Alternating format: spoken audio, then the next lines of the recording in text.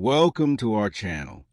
Today, you are about to hear one of the most powerful, inspiring, and emotional stories in the world of automobiles.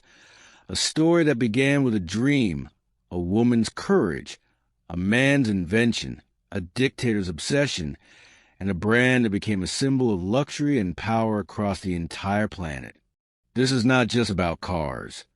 This is about pain, history, struggle, success, failure, courage, war, redemption, and love. In this story, you will learn how a German inventor named Carl Benz created something the world had never seen before, a motor car.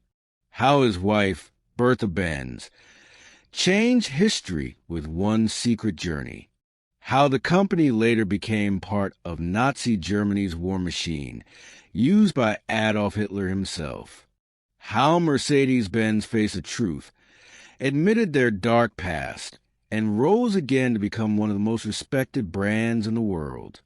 And finally, how Mercedes became a symbol of status from Germany to Dubai, from India to Hollywood, from history to the future.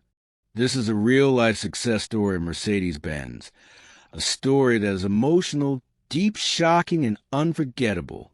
So, make sure to watch till the end because this journey is full of surprises, lessons, and moments that will give you goosebumps. And before we begin, don't forget to subscribe to our channel if you love stories that are real, powerful, and inspiring. We bring you true brand stories, motivational journeys, and untold facts that will help you grow, think, and dream bigger. Your support means everything to us. Now, let's begin. Go back to the mid-1800s in Germany. In a world where people still use horses and carriages to travel, no one had ever imagined a machine that could move without horses. It sounded impossible. Some even called it madness. But one man had a dream. His name was Carl Benz. He was born in 1844 in a town called Karlsruhe, Germany. He was a mechanical engineer, intelligent, quiet, and always full of ideas. From a young age, Carl was obsessed with machines. While other boys played games, Carl drew pictures of gears, wheels, and engines. In his heart, he wanted to build something that could move on its own, something that could replace horses. But in those days, people didn't believe in such ideas. Everyone said, "Why do we need a car? We already have horses." But Carl didn't stop. He spent years of his life building an engine that could run on fuel, not on animals. It was small, noisy, and very different from anything the world had ever seen. But it worked. In 1885, Carl Benz finally built the world's first gasoline-powered automobile. It had 3 wheels, a small engine, and it looked like a strange bicycle. He called it the Benz Patent Motor Wagon. But there was a problem. Nobody believed in it. Nobody wanted to buy it. People laughed at him. Some even called him crazy. He felt defeated. And then someone very special came forward. This is where the story becomes truly magical. Carl's wife, Bertha Benz, was not just a wife. She was a visionary, a believer, and the real hero of the story. In a time when women weren't even allowed to vote, she decided to do something bold. One early morning in August 1888, without telling her husband, she took the car with her 2 sons and went on a journey that changed history. She drove from Mannheim to Pforzheim, a distance of 106 kilometers. This was the first long-distance car journey in the world. She didn't have maps. There were no mechanics to help her, no gas stations, no roads made for cars. But Bertha was brave. Along the way, she had to fix the car by herself. She used a hat pin to clean a blocked fuel pipe. She used her hairpin to fix a broken ignition.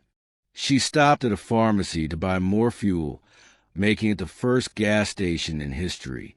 People in the villages were shocked. Some thought she was a witch. Others couldn't believe that a woman was driving a metal horse. But Bertha didn't stop. After many hours, she reached her mother's house and sent a telegram to Carl saying, "The car works. The world is ready." That journey was not just a drive. It was a message to the world. And it worked. After that, people became curious. They came to see the car. Some laughed, but many were amazed. And slowly, people started believing. Sales began, orders came in, and what started in a small garage in Germany became the beginning of Mercedes-Benz. But the journey of Mercedes-Benz was far from over. That was just the beginning. Now let's go deeper. While Carl Benz was working in one part of Germany, in another city, Stuttgart, there was another genius. His name was Gottlieb Daimler. He had the same dream as Carl, to build a vehicle that runs on fuel, not horses. But he wanted to go faster, stronger, and make machines for everyone, not just the rich. In 1886, around the same time Carl Benz was building his car, Daimler and his partner, Wilhelm Maybach, were also working on a small engine. And guess what? They succeeded. They created a small, light engine called the grandfather clock engine and installed it into a bicycle, making one of the first motorbikes in the world. Later, they added the engine into a four-wheeled vehicle, just like Benz's. So now, Germany had two men inventing the future of transportation separately. You might think Benz and Daimler worked together from the beginning, but no. For decades, they were rivals. Benz had his company, Benz NC. Daimler had his company, Daimler Motor and Gesellschaft, or DMG. They competed. They had different ideas, different engines, and even different customers. But something else was about to happen, something that would unite them forever. Now comes a very special part of the story, the name Mercedes. Where did it come from? Here's the truth. One of DMG's biggest supporters was a man named Emil Jelinek. He was a rich businessman, a car dealer, and a man who loved racing. He used to sell Daimler cars in France and Austria, but Emil had one condition. He told DMG, "I will sell your cars across Europe, but the car must be named after my daughter." Her name was Mercedes Jelinek. She was only 11 years old at that time, and that's how the name Mercedes was born. In 1901, DMG created a new car called the Mercedes 35 HP. It was beautiful, powerful, and fast. It changed the way cars were built, with a longer wheelbase, stronger engine, and lower body. People called it the first modern car. It was a huge success. Everyone started calling DMG cars Mercedes, and slowly the name became more famous than the company itself. Then came World War I, 1914 to 1918. Germany was at war. Factories stopped making normal products. They started making weapons, military vehicles, and engines for warplanes. Benz NC and Daimler's DMG both had to stop their regular car business and support the war effort. They made engines for tanks, trucks, submarines, and aircraft. But after the war, Germany was broken. The economy was destroyed. The people were poor and companies were bankrupt. Both Benz and Daimler companies were struggling to survive. In 1926, the two companies, Benz and C and DMG, came together and became Mercedes-Benz. They combined Carl Benz's name, Daimler's engineering, and Mercedes as a brand. They were ready to conquer the world, and they did. Mercedes-Benz cars became a symbol of quality, engineering, and luxury. But something dark was on the horizon. Now we enter the most controversial and painful part of the story. In the 1930s, a man named Adolf Hitler rose to power in Germany. He had big plans to make Germany strong again, to build roads, factories, and weapons. And guess who helped build those vehicles and engines? Yes, Mercedes-Benz. Mercedes-Benz became one of the key suppliers for Hitler's government. They made military trucks, engines, and even cars for the Nazi army. In fact, Hitler himself was often seen in a Mercedes-Benz 770, a huge black luxury car with bulletproof glass. This car became known as the Hitler car, but it gets worse. During the war, many German companies, including Mercedes, used forced labor. That means they took prisoners, Jews, and people from occupied countries and forced them to work in factories under terrible conditions. Over 40,000 people worked in such conditions in Mercedes factories during World War II. This part of the story is painful and dark, but it's also important to tell the truth. And Mercedes-Benz later admitted this, apologized publicly, and paid millions to help survivors and educate people about this part of history. They didn't hide from their past. They took responsibility, and that earned them respect. Germany was destroyed after World War II. Cities were in ruins. Factories were bombed. People had nothing. But Mercedes-Benz began to rebuild from zero. They used whatever materials they had and started making small cars, delivery vans, and buses. In 1954, they introduced a new car that shocked the world. The Mercedes-Benz 300-cell Gullwing, with doors that open like the wings of a bird. It became an icon. From there, Mercedes kept growing year after year. They became a symbol of luxury, power, and class, German engineering at its finest. Presidents, kings, businessmen, and even Hollywood stars began using Mercedes. From war to peace, from guilt to greatness, from a dream to a global legacy, the journey was remarkable. But the road ahead was not easy, because now the world was changing fast. Let's dive into the journey of how Mercedes-Benz became a global luxury icon, how they fought powerful competitors, and how they entered the future with electric dreams. While most companies focus on speed or looks, Mercedes focused on something more important: safety. In the 1960s, Mercedes-Benz engineers asked a question: what if cars could save lives, not just move people? And that's when they started introducing life-saving features. Crumple zones, a special design that absorbs the impact during a crash, so passengers stay safe. Seat belts.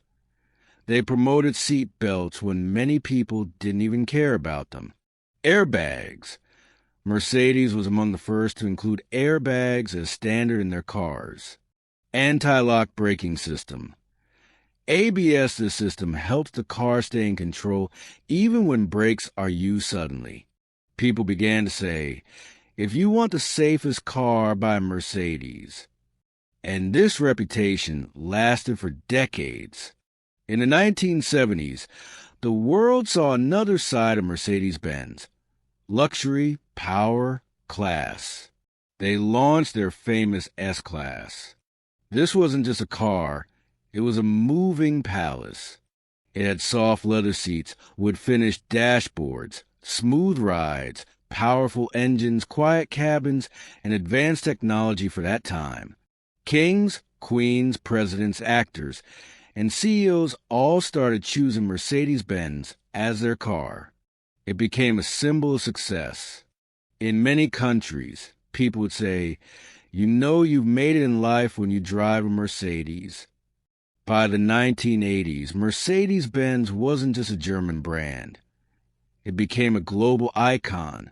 They entered America, where Mercedes became the top choice for Hollywood stars and Wall Street businessmen. In India, Mercedes was seen as the car of VIPs, ministers, and film stars. In the Middle East, rich oil families bought fleets of Mercedes for their palaces. In Africa, South America, and Asia, Mercedes was everywhere. They started building factories in other countries, not just Germany. They created local versions of their cars to suit different roads and climates. They were now competing worldwide and winning. But then came new challengers. BMW, another German company that focused on sporty, driver-focused cars. Audi, which introduced modern design and quattro all-wheel drive. Lexus from Toyota, which offered Japanese luxury at lower prices. Jaguar, Volvo, Cadillac. All wanted a piece of the luxury market. Mercedes could not relax. So what did they do? They began upgrading faster, more powerful engines, more stylish designs, more advanced technology, better mileage, and more comfort options.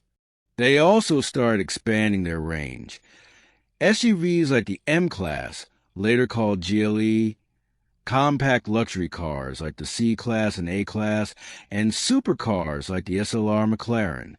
In the early 2000s, Mercedes partnered with the famous British car maker McLaren to build a supercar, the Mercedes-Benz SLR McLaren.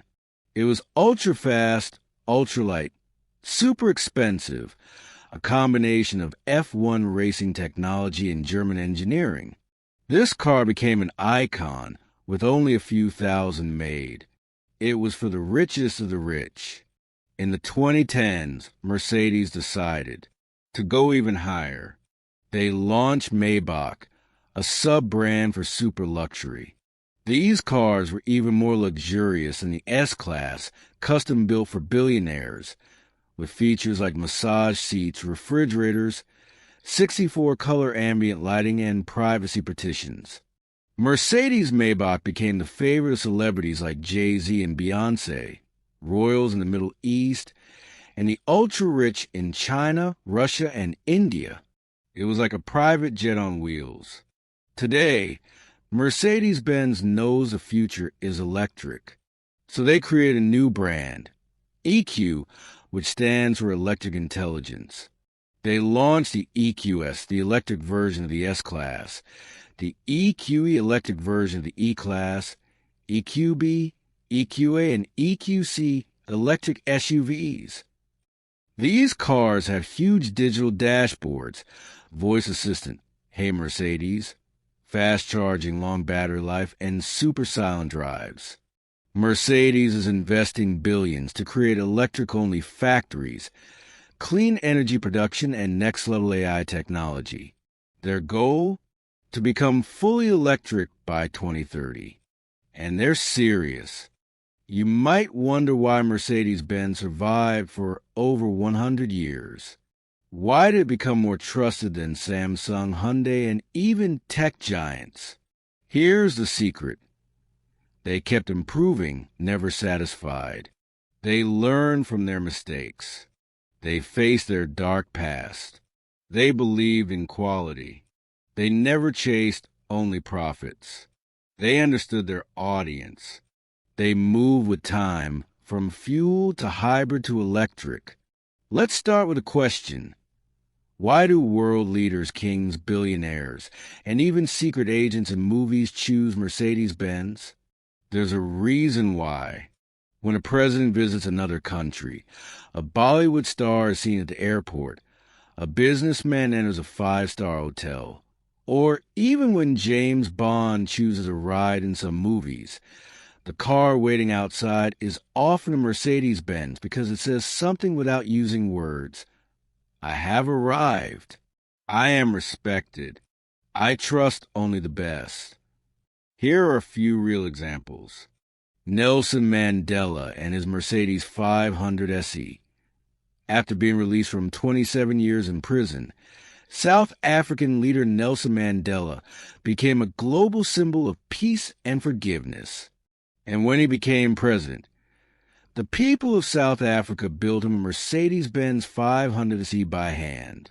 Yes, more than 60 workers in the Mercedes-Benz factory in East London, South Africa, came together to build the car specially for him. And they didn't use machines. They built it entirely by hand to honor him. This car was not made by Mercedes. It was made by the people for the man who brought peace to their country. This was more than a car. It was a symbol of hope. Princess Diana's secret Mercedes. In 1994, Princess Diana, one of the most loved figures in history, did something no other British royal had done. She started driving a Mercedes-Benz S280. It shocked the British media because royals were expected to drive only British brands like Rolls-Royce or Jaguar. But Diana chose Mercedes because she liked safety, she liked comfort, she liked freedom. But due to pressure, she had to return the car. Still, it showed the world that Mercedes wasn't just for power. It was for protection, too. Shah Rukh Khan, the king of Bollywood, once shared in an interview, "I used to see big men in big cars and dream that maybe one day I'll have one." Today, his Mercedes Maybach S580 is one of the most luxurious cars in India. This journey from a middle-class boy in Delhi to a man sitting in a Maybach is not just about success. It's about how a car becomes part of your life story. Now, here's what truly makes Mercedes powerful. It's not just loved by kings and celebrities. It's trusted by families, taxi drivers, doctors, and everyday people who believe in one thing: safety and trust. Let me tell you a story. In 2012, a father in Germany was driving his C-Class with his two young children in the back seat. They were going to a birthday party. Suddenly, a truck coming from the opposite direction lost control and crashed directly into their car. The car was destroyed. The front was smashed. And people thought nobody could survive such a crash. But when rescuers arrived, all three were alive. Why? Because the car had side airbags, crumple zones, reinforced steel, child seat protections, and the structure remained strong. When the father stepped out, holding his crying children, he looked at the wrecked car and cried, but not in pain. He cried because he realized Mercedes saved his entire world. In 2016, Mercedes launched a system called MBUX, Mercedes-Benz User Experience. It's an AI-powered voice assistant built into the car. Now you could say, "Hey Mercedes, I'm cold," and the car would turn up the heat. "Hey Mercedes, take me to the nearest petrol station," and it would guide you. You think it ends here? No.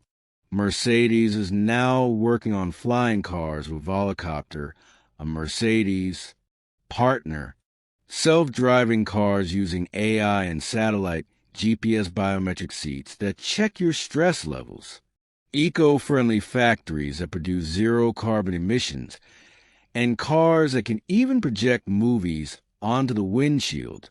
They are creating cars that are not just transport, they are spaceships for the modern world.